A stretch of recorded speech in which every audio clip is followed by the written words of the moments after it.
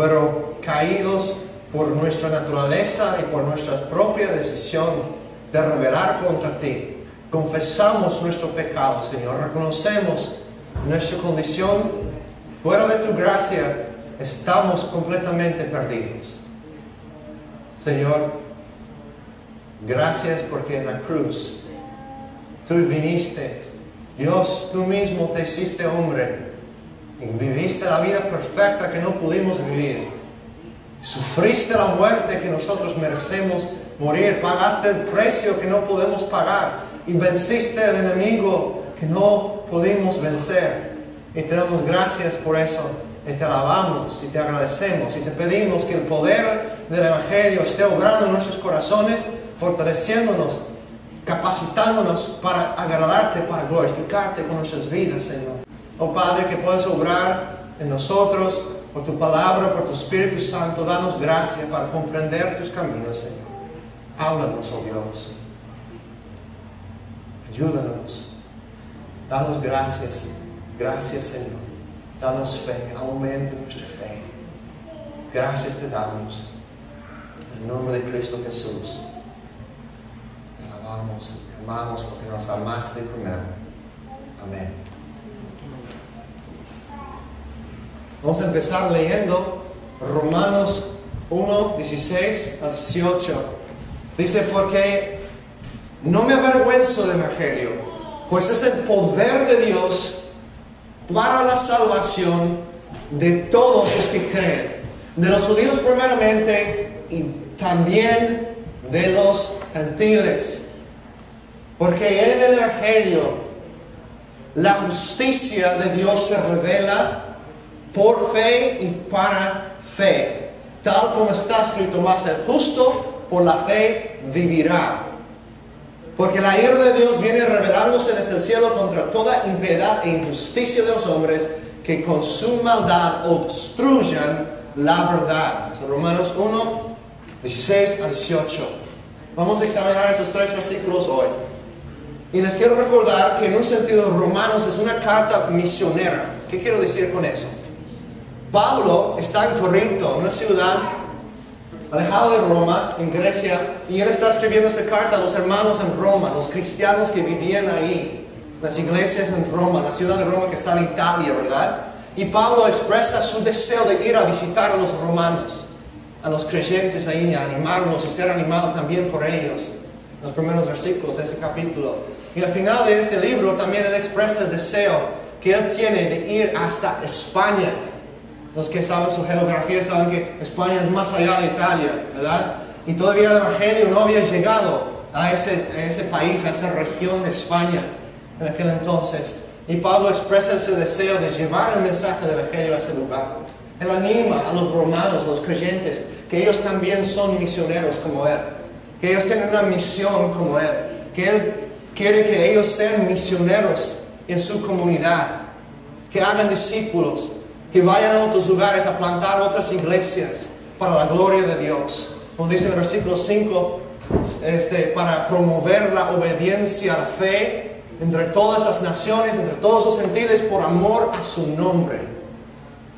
Entonces es el anhelo de Pablo, pero él sabe que si ellos van a estar llevando ese mensaje, y si él también va a seguir predicando el Evangelio, que todos nosotros, incluyendo a Pablo, incluyendo a los romanos, que necesitamos estar recordados de las verdades del Evangelio. Necesitamos aprender más y más de lo que es esta gran noticia, esa buena noticia de lo que Dios ha hecho por nosotros. Entonces Pablo está escribiendo esta carta también para hablarles acerca de qué es el Evangelio, qué es la buena nueva acerca de Cristo Jesús.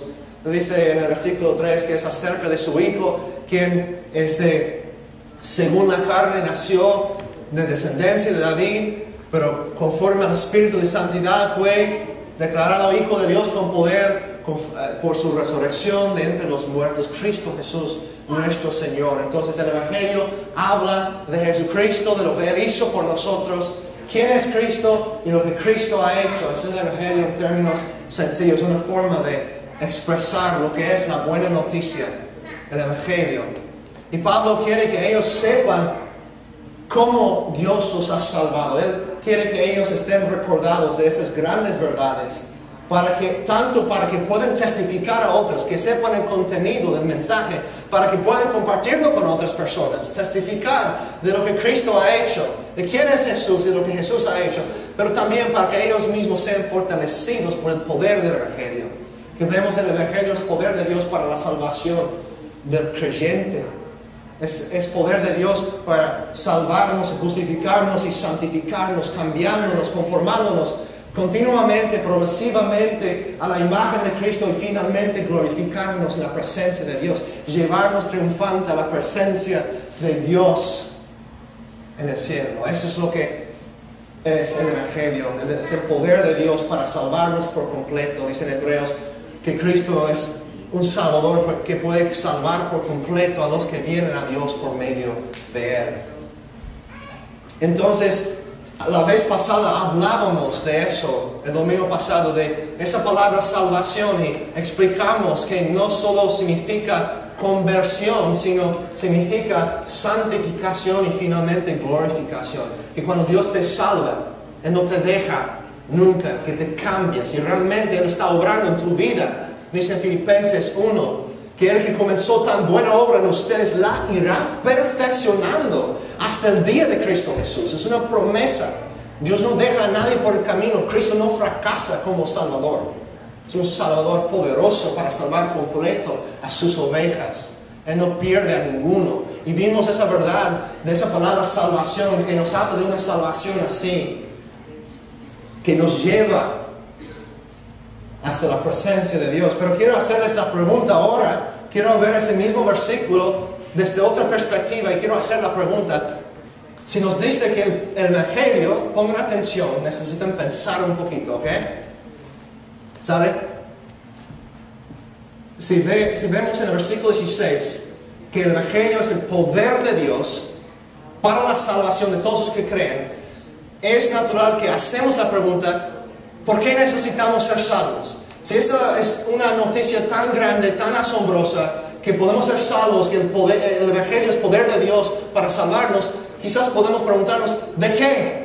¿Salvarnos de qué? ¿Por qué necesitamos ser salvos? Y si vemos el libro de Romanos, la respuesta viene de una forma muy evidente. La respuesta principal de la carta a los romanos, por la cual necesitamos ser salvos, o de qué necesitamos ser salvos, es lo que vemos en nuestro primer punto que tienen ahí en sus notas. Necesitamos ser salvos de la ira de Dios. Necesitamos ser salvos de la ira de Dios. Es el punto número 1 que tienen ahí en sus notas.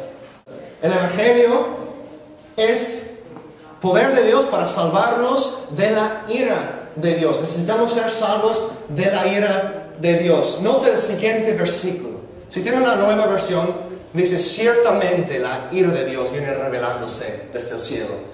La mejor traducción en este caso, la palabra del griego, es la misma palabra que empieza el versículo 16, que es la Reina Valera o la Biblia de las Américas lo traduce bien. ¿Por qué? ¿Por qué la ira de Dios? No, es mejor que ciertamente, si tienen esa traducción que dice ciertamente, la mejor traducción sería, ¿por qué la ira de Dios viene revelándose? ¿Sí me explico? Entonces Pablo dice, no me avergüenzo del Evangelio porque es el poder de Dios para la salvación de todos los que creen. Primeramente para los judíos y también de los gentiles, ¿verdad? Porque en el Evangelio se revela la justicia de Dios, que es por fe y para fe. Tal como está escrito, el justo por la fe vivirá. ¿Por qué? Porque la ira de Dios viene revelándose contra la impiedad y la injusticia de los seres humanos, de los hombres, que con su maldad obstruyen la verdad. Es la razón que necesitamos ser salvos, según el versículo 18. ¿Sí ven eso? Pongan atención, ven al versículo 18, para que verdaderamente vean esa conexión. ¿Por qué necesitamos ser salvos? Versículo 18, porque la ira de Dios viene revelándose contra nosotros.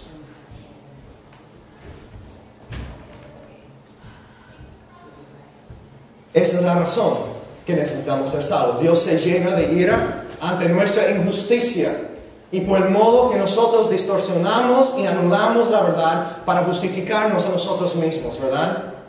Echemos un vistazo al siguiente capítulo. Si ven a Romanos 2, versículo 8, por ejemplo, siguiente página quizás, Romanos 2, versículo 8, también vemos esta misma verdad expresada.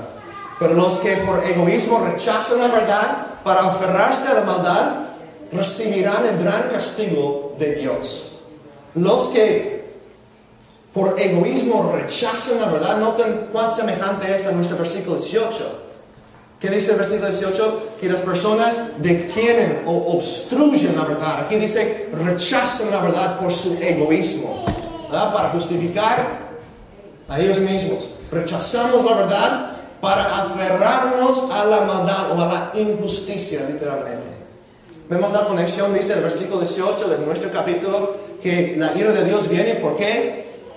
Contra toda la injusticia y la maldad de los hombres, que con su maldad, con su injusticia, obstruyan la verdad. Y aquí nos dice casi lo mismo, que por su egoísmo rechazan la verdad para aferrarse a la maldad. En otras palabras, la verdad es rechazada y la injusticia o la maldad es abrazada. Es lo que todos nosotros hemos hecho como seres humanos. Es lo que hicieron Adán y Eva, lo que nosotros hemos hecho, incluyéndome a mí. Hemos rechazado la verdad de Dios y hemos abrazado la maldad. Es la condición del ser humano.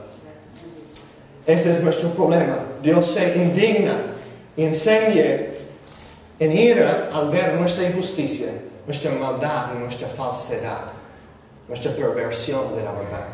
Romanos 2:5, unos versículos antes del versículo que acabamos de leer, en Romanos 2, versículo 5 también dice, pero por tu obstinación, ¿ven el versículo 5 de Romanos 2? Por tu obstinación y por tu corazón impedernido, sigues acumulando castigo contra ti mismo para el día de la ira, cuando Dios revelará su justo juicio. Dice, por tu obstinación, tu corazón empedernido, sigues acumulando castigo contra ti mismo para el día de la ira, cuando Dios revelará su justo juicio. Versículo 16 también del capítulo 2 nos habla de este juicio venidero. Así sucederá el día en que por medio de Jesucristo Dios juzgará los secretos de toda persona, como lo declara mi evangelio, dice Pablo. Y aquí la razón principal por la que necesitamos ser salvos. ¿Qué es nuestro problema? ¿De qué necesitamos ser salvos nosotros? La ira de Dios. La ira de Dios, ¿verdad? Les quiero decir que la ira de Dios es la reacción santa de su justicia. No sería correcto decir Dios es ira. Decimos Dios es justo, pero no es correcto decir Dios es enojo o Dios es ira. No. Dios es justo y la ira es la expresión de su justicia contra el pecador. ¿Me da a entender? La ira es la reacción santa de un Dios justo hacia el pecado y hacia el pecador. Eso es lo que es la ira divina. No queremos pensar en un Dios que todo el tiempo está ahí enojado. No, pero es la expresión, es un Dios feliz, un Dios bueno. Pero como Él es puro y santo y perfecto, esa ira es la reacción necesaria de su naturaleza justa y santa y perfecta y pura. ¿Me da a entender? ¿Explico? Muy bien.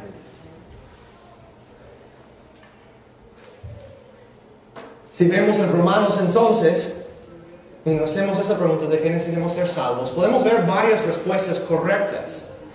Podemos ver que necesitamos ser salvos del pecado, salvos de la culpa, de la desunión, de las malas relaciones, de malas costumbres, de hábitos destructivos. Pero sobre todas esas cosas, la respuesta que nos da Pablo en la carta a los Romanos es que necesitamos ser salvos de la ira de Dios mismo. Y muchas personas no quieren reconocer esa verdad. Hoy en día no es muy popular hablar mucho de la ira de Dios. Hay algunos que han abusado de eso y solo hablan de la ira de Dios, solo hablan de un Dios enojado. Y eso está equivocado también, porque necesitamos hablar del amor de Dios y de su misericordia, su gracia. Pero les quiero decir que esa es una verdad bíblica. Yo antes pasaba por un tiempo en mi vida cuando, aún como cristiano, hablando con personas, yo no mencionaba mucho la ira de Dios. Era tan necio yo que pensaba que necesitaba defender a Dios o proteger a Dios. Si hablo de eso, a lo mejor la persona no va a querer saber más, así que no lo voy a decir. Qué ridículo, ¿verdad? Tuve que arrepentirme de esa necedad. Dios en su palabra nos ha revelado así, nos ha dicho claramente a través de su siervo Pablo: es un Dios justo y bueno y perfecto. Y en realidad no queremos a un Dios que no sea así. ¿Quién quiere un Dios perverso, corrupto y malo, engañador? No, queremos un Dios santo, algo profundamente en nosotros que dice, así debe de ser. Pero a la misma vez, por nuestro pecado, rebelamos contra ese Dios. Y eso enciende su ira contra nosotros, porque Él es justo. Y su justicia requiere que el pecador sean juzgados. Número 2, en sus notas: si la ira de Dios no fuera una realidad, la cruz no habría sido necesaria. Si Dios puede nomás ignorar el pecado, pues esta persona me cae bien, lo voy a perdonar. Si Dios fuera así nomás, como muchas personas piensan, pues Dios es bueno, si trato de hacer muchas buenas cosas, yo soy más o menos buena gente, yo creo que Dios me va a perdonar porque Él es bueno. No. Si así fuera, la cruz no hubiera sido necesaria. Dios Padre envió a su Hijo. El Hijo vino voluntariamente a morir y sufrir la muerte más horrible que tú y yo podemos imaginar físicamente, y además de eso, sufriendo muchísimo más de eso, sufriendo la ira de su Padre contra el pecador en nuestro lugar. Si nosotros decimos, pues Dios puede perdonar, ¿no? Porque Él es bueno, estamos completamente arrancando la cruz de la Biblia, de la historia de la redención. No tiene ninguna necesidad. Cristo no necesitaba morir si no fuera por la ira de Dios contra nosotros, los pecadores. Versículo 17, si lo ven conmigo una vez más, de Romanos 1, versículo 17. Quiero que pongan atención, porque voy a decir este versículo de una forma equivocada, para enfatizar una verdad aquí. A ver si pueden notar cómo lo digo incorrectamente. Que dice, porque en el Evangelio, el amor de Dios se revela por fe y para fe. Así dice, el amor de Dios se revela en el Evangelio. ¿Qué dice? ¿Qué es lo que es revelada en el Evangelio, según el 17? La justicia de Dios, ¿verdad? La justicia de Dios. Y es interesante porque generalmente cuando hablamos del Evangelio, queremos hablar del amor de Dios y expresar que el Evangelio se trata del amor de Dios. Y tenemos razón, porque sí se trata del amor de Dios también.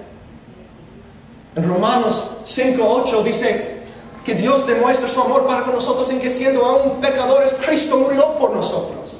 Dios demuestra su amor en el Evangelio también. Es una verdad asombrosa. Podemos cantar del amor incomparable que Dios nos demostró cuando su precioso Hijo derramó su sangre por nosotros. Son grandes verdades que deben consolar nuestro corazón. El amor de un Dios santo que estuvo dispuesto a venir y morir por nosotros. El Evangelio ciertamente se trata del amor de Dios y es la revelación del amor de Dios. Pero Pablo no está enfatizando esta verdad aquí. Él está enfatizando otra verdad, que también en el Evangelio se revela. En el Evangelio se revela la justicia de Dios. La justicia de Dios. Les quiero decir acerca de ese tema que no es correcto pensar que Dios tiene que dejar de ser santo y justo para ser amoroso, o que Dios tiene que dejar de ser amor para mostrar su justicia. No, nosotros hablamos de los atributos de Dios. Por ejemplo, ¿qué son algunos atributos de Dios? Cuando hablamos de sus atributos, de sus cualidades, hablamos de su amor. Dios es amor, Dios es fiel, Dios es sabio, es todo sabio, ¿verdad? Omnisciente, sabe, conoce todas esas cosas.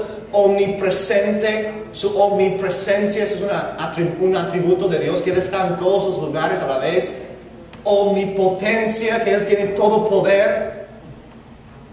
Santo y justo y bueno, esos son atributos de Dios. Y nosotros lo hacemos así, los dividimos así para que nosotros podamos entender cómo es. Pero realmente Dios es todas esas cosas en uno.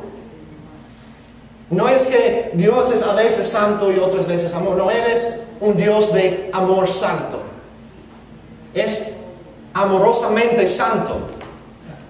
Y Él es, en su amor también Él es justo. En su sabiduría Él es poderoso a la misma vez. Entonces Dios no detiene su amor para ser santo. Y Dios no tiene que comprometer su santidad para ser amoroso. Es importante entender eso. Tampoco debemos pensar en el Padre como el enojado y el Hijo que tuvo compasión de nosotros y vino a morir por nosotros.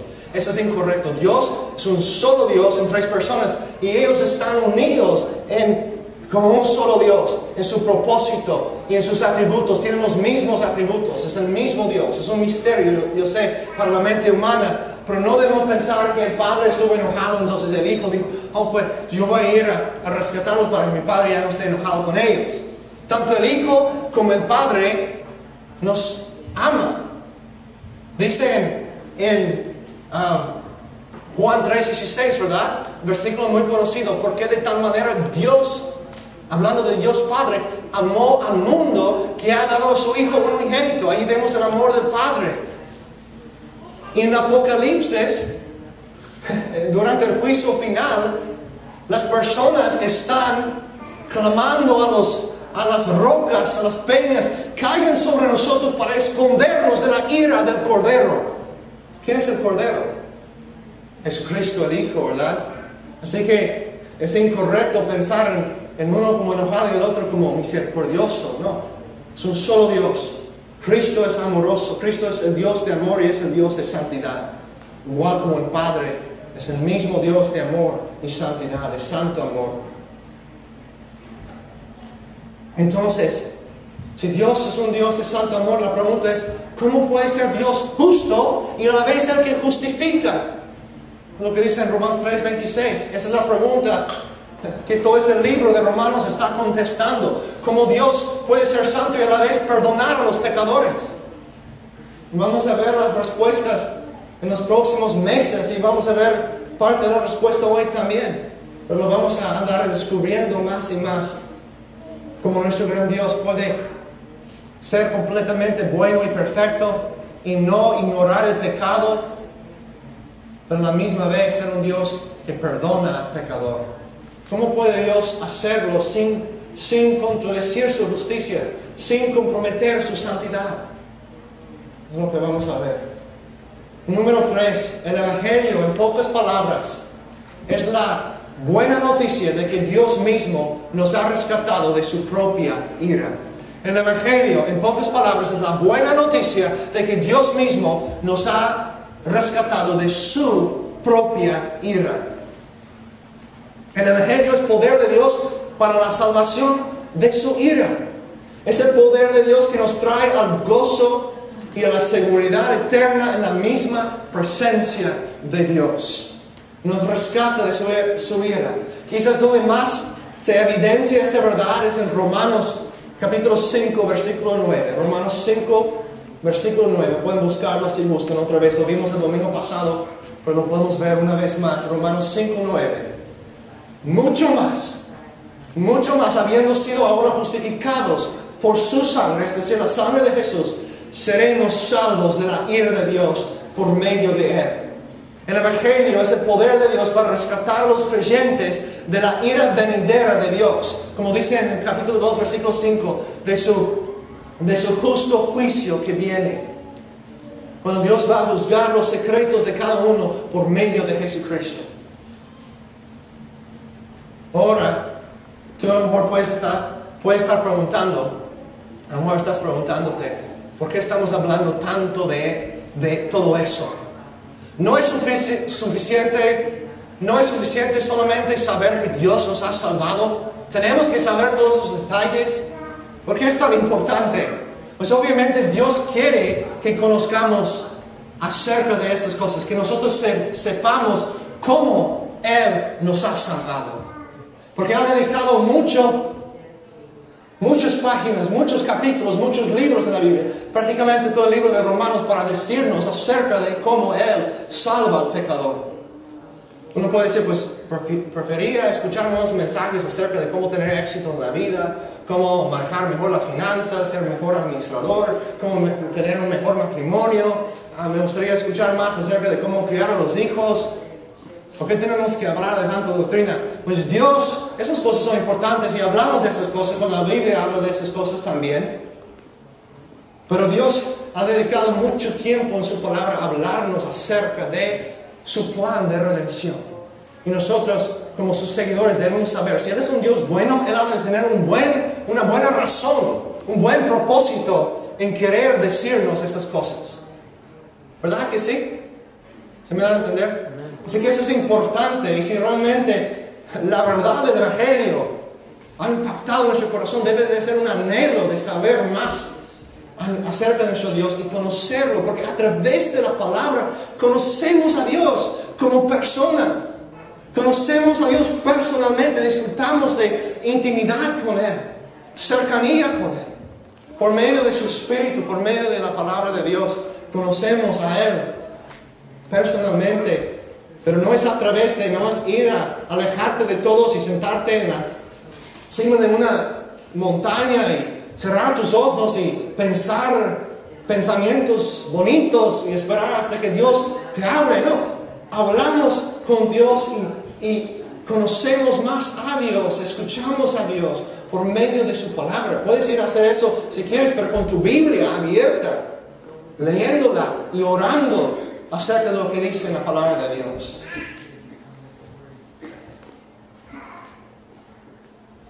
Entonces, eso nos conduce a nuestro cuarto punto. Una sólida comprensión del Evangelio. Punto número 4. Una sólida comprensión del Evangelio fortaleza nuestra fe. Fortaleza nuestra fe. Alguien lo ha dicho así. Escuchen bien esta cita. Es antibíblico que tantos cristianos de nuestros días tengan una apreciación tan débil de quienes son sin la gracia divina, de cómo Dios planeó nuestra redención, de lo que Él mismo hizo en Cristo para salvarnos, de cómo el Espíritu Santo obró durante nuestra conversión y de cómo Dios sigue obrando a través del Evangelio a sostenernos, purificarnos y prepararnos para el cielo. Son verdades preciosas, verdades importantes que impactan nuestras vidas, que cambian nuestra forma de vivir. Es lo que Pablo está indicando en Romanos 12:1.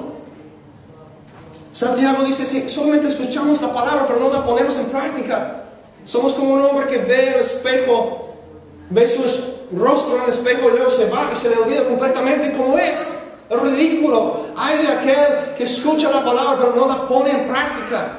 No vamos a crecer, no vamos a ser fortalecidos en nuestra fe si estamos ignorando la palabra de Dios, si no la estamos obedeciendo. Pero Pablo está enseñándonos aquí por el Espíritu Santo, inspirado por el Espíritu de Dios, que el Evangelio, como hemos dicho, es lo que nos capacita para servir a Dios, para crecer por medio del Espíritu Santo, por medio de la fe y la gracia de Dios, para ser como Cristo y vivir como Él, para realmente obedecer la fe que profesamos con nuestras bocas.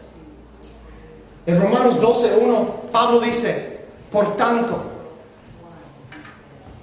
ok, les hago la pregunta, Romanos 12, ¿dónde se encuentra? ¿Después de cuántos capítulos?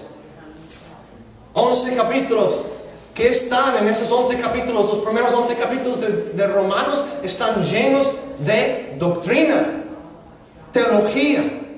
Y ahora en el capítulo 12, después de todo eso, Pablo dice, por tanto, en otras palabras, a la luz de todo eso, considerando, tomando en cuenta todo eso, por lo tanto, hermanos, les ruego, por las misericordias de Dios, tomando en cuenta la misericordia de Dios, todo lo que Dios ha hecho por ustedes, en otras palabras, les ruego que presentan sus cuerpos como sacrificio vivo, santo y agradable a Dios, que es el culto racional de ustedes.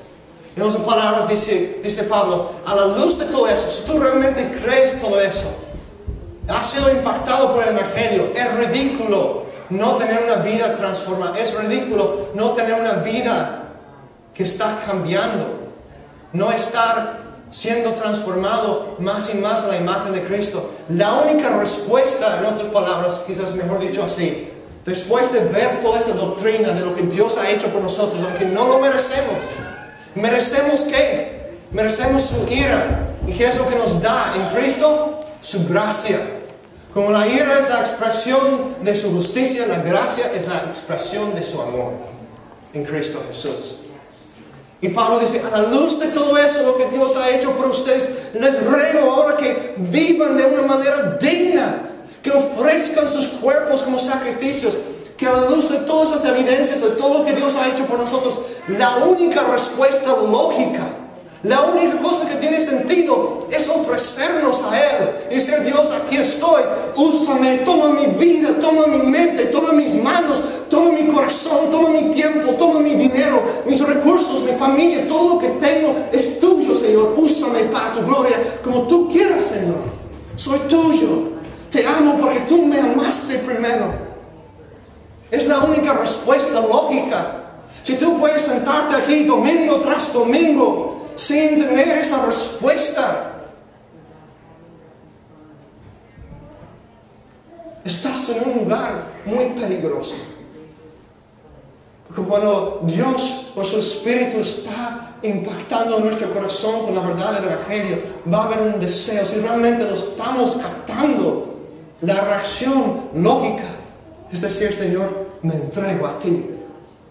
Soy un sacrificio, yo quiero ser un sacrificio vivo para ti. Que uses mi vida, que uses mi muerte, si es tu voluntad, también para tu gloria. Como Pablo dice en Filipenses 1, para mí el vivir es Cristo y el morir es ganancia. Bueno, cuando estás con el médico, con el doctor y te llega y te dice, ya no hay nada más que podemos hacer. Tú le preguntas, pues, ¿cuánto tiempo más me da para vivir? Y él dice, pues, a lo mejor 1, 2 semanas más. En ese momento, no va a ser tan importante si tú escuchaste un montón de mensajes o sermones acerca de cómo administrar tus finanzas o cómo tener más éxito en el trabajo o tener un mejor matrimonio. No que esas cosas no sean importantes, pero no va a ser tan importante si tú has escuchado todo eso. Lo que va a ser crucial para ti, vital para ti en ese momento, es que tienes una comprensión sólida de lo que Dios hizo por ti, que comprendes que tu estado ante Dios no depende de lo que tú hiciste, lo que tú hayas hecho, sino que tu confianza está completamente en lo que Cristo hizo en la cruz por ti, que estás aferrándote a la cruz, que tienes tu fe en Él, que reconoces que Él tiene poder para salvarte por completo, para llevarte triunfante hasta el final. Eso es lo que te va a dar esperanza ahí en el lecho de muerte. Amén. Así que estas verdades son importantes, cambian nuestras vidas y, como hemos visto, también cambian a nosotros en nuestros matrimonios, en nuestras familias también, porque hemos recibido gracia, así que debemos mostrar gracia Dios nos ha dado algo que no merecemos, así que mostramos a los demás algo que no merecen. Nos mostramos amor aun cuando no están portándose de una forma que parece que la están mereciendo. Yo no quiero amar a mi esposo ahorita por lo que ha hecho.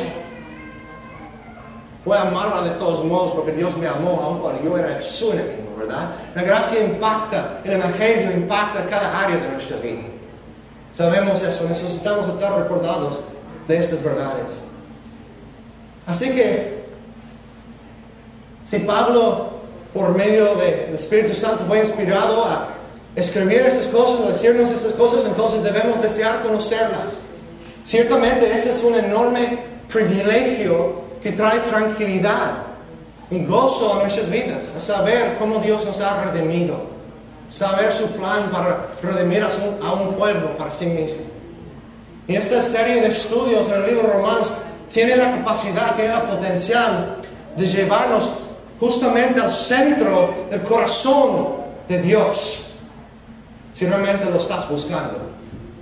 De conocerlo íntimamente, no como un concepto, no como una idea, pero como un ser personal que te ama, que ha sacrificado su propia vida para ti. Así que no adoptes una actitud pasiva en esto. Entonces, pues hay muchas cosas que no puedo comprender. Pues poco a poco, hay muchas cosas que aún yo no comprendo también. Pero Dios quiere que estudiemos su palabra. Y mientras estemos estudiando, si nosotros estamos pidiendo a Dios por su gracia para ser conformados más y más a la imagen de Cristo, la fe viene por el oír y el oír por la palabra de Cristo. Dios nos transforma a través de su Espíritu, a través de la palabra de Dios. Así que, ¿cómo podría el Evangelio, cómo podrá, mejor dicho, el Evangelio rescatarnos del terror y de la desesperación y llevarnos triunfante hacia el cielo con Dios? ¿Cómo puede hacerlo? La respuesta se encuentra en el versículo 17. El Evangelio es poder de Dios para la salvación de todo el que cree. Porque en el Evangelio la justicia de Dios se revela por fe y para fe. Ahora, este versículo que realmente nos da la solución, la respuesta, a la misma vez para algunas personas presenta un problema si no lo entendemos correctamente.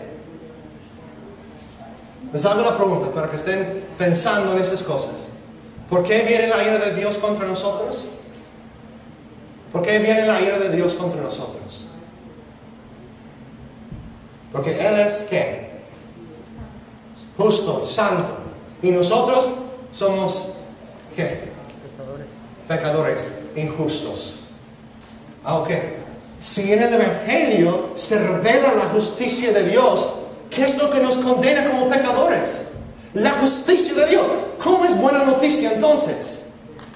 Martín Lutero, un gran líder de la Reforma, en el siglo XVI, cuando era un monje en la Iglesia Católica Romana, estudiando la Biblia, él odiaba al principio, antes de conocer a Cristo, odiaba este versículo, porque él sabía correctamente que era un pecador, que él era un hombre injusto. Y sabía que por eso la ira de Dios venía contra él, porque Dios es justo. Entonces cuando él leía este versículo, que en el Evangelio se revela la justicia de Dios, él decía, eso es una noticia horrible. ¿Cómo eso puede ser buena noticia? Yo no quiero saber de la justicia de Dios, eso es lo que me condena. ¿Se me explico? ¿Se entiende ese dilema que ese hombre Martín tenía? Pues lo que no descubrí hasta después fue la segunda parte del versículo. Pongan atención a lo que dice la segunda parte del versículo 17. ¿Qué dice la última parte? Pablo da una cita del Antiguo Testamento, del libro de Habacuc.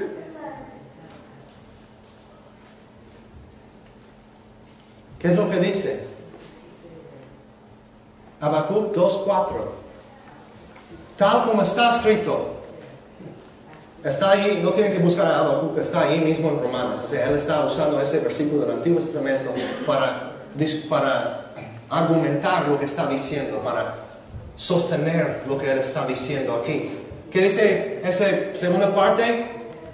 Mas el justo vivirá por la fe. literalmente, mas el hombre justo, la persona justa, vivirá por la fe, o por la fe vivirá. Ahora, en la segunda, tienen que pensar un poquito aquí, ¿ok? En la primera parte del versículo, la justicia es de quién. En la primera parte del versículo 17, ¿de quién es la justicia que se menciona? Léelo si necesitas. Versículo 17. La primera parte se revela la justicia de quién? Dios. Muy bien. Y la segunda parte está hablando de la justicia de quién? El Por medio de la fe. justo. Por medio de la fe, pero específicamente la justicia de quién? De un hombre. La persona justa por la fe vivirá. El hombre justo por la fe vivirá. Y a descubrir esa verdad, Martín Lutero entendió. Dios nos da su justicia. Dios en Cristo nos imputa su justicia. Es decir, que Él en la cruz, como dice en 2 Corintios 5:21, el que no conoció pecado se hizo pecado para que nosotros pudiéramos llegar a ser la justicia de Dios. Dios da lo que necesitamos, pero no podemos conseguir su justicia. La razón que su ira viene contra nosotros es porque Él es justo, ¿verdad? Y nosotros no lo somos. Pero el justo murió por los injustos. Y el que no pecó murió por los pecadores. Y había un gran intercambio. Y para cada persona que cree ahora esa justicia de Cristo es imputada al creyente. El que tiene fe, por fe y para fe. En otras palabras, ese versículo nos explica que el hombre, que tú y yo, hombres y mujeres, podemos tener la justicia de Dios. No porque lo hemos ganado o merecido. No, por gracia, porque Cristo nos lo ha dado. Por su gracia, mediante la fe en Él. ¿Me da a entender? Amén. Bueno. El Evangelio entonces, el último punto, ya vamos a terminar. Número 5, el Evangelio de Dios nos da aquello que exige de nosotros. En el Evangelio Dios nos da aquello que exige de nosotros. Él exige perfección de nosotros y no la tenemos. Pero el Evangelio es buena nueva, es buena noticia porque Dios nos da lo que no tenemos y lo que no podemos lograr. Eso es una verdad asombrosa. Tu salvación no se basa en tus obras, no se basa en tus esfuerzos para tratar de ser muy religioso o ser un buen cristianito. Tu salvación se basa en lo que Cristo hizo y que en el hecho de que Él te ha dado su justicia.